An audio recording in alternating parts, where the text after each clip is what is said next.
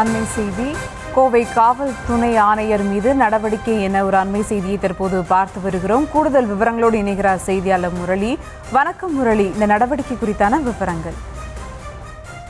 வணக்கம். சென்னை கோயம்பேடு காவல் துணை ஆணையர் அதிவீரபாண்டியன் தற்பொழுது காத்திருப்போர் பட்டியலுக்கு மாற்றம் செய்யப்பட்டதாக தகவல் வெளியாகி இருக்கிறது. கடந்த சில நாட்களுக்கு முன்பு கோயம்பேடு பகுதியை சேர்ந்த பெண் ஒருவர் தன்னுடைய மகனுக்கு மற்றொரு பெண் ஒருவர் பாலியல் தொல்லை கொடுப்பதாக புகார் மனு அளித்திருந்தால் இந்த புகாரின் அடிப்படையில் போலீசார் எந்த விதமான விசாரணையும் மேற்கொள்ளவில்லை என தெரிய வருகிறது. இதனையடுத்து அந்த பெண்ணின் மகன் கடந்த 2 மாதங்களுக்கு முன்பு தூக்கிட்டு தற்கொலை செய்து கொண்டிருக்கிறார்.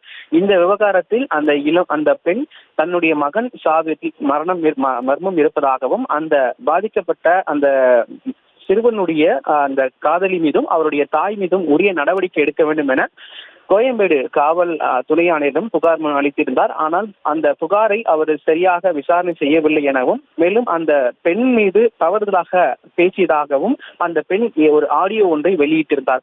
இதன் அடிப்படையில் அந்த பெண் இவர் பேசிய அந்த ஆடியோ மற்றும் அவர் ஜாதி பற்றி பேசிய ஒரு ஆடியோ ஆகியவற்றை அனைத்து மகளிர் காவல் நிலையத்தில் புகார் மனுவாக அளித்திருக்கிறார்.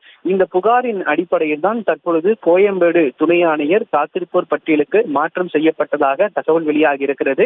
மேலும் இந்த விவகாரத்தில் தொடர் விசாரணை நடத்தப்பட்டு வருவதாக சென்னை காவல்துறை தகவல் தெரிவித்துள்ளது.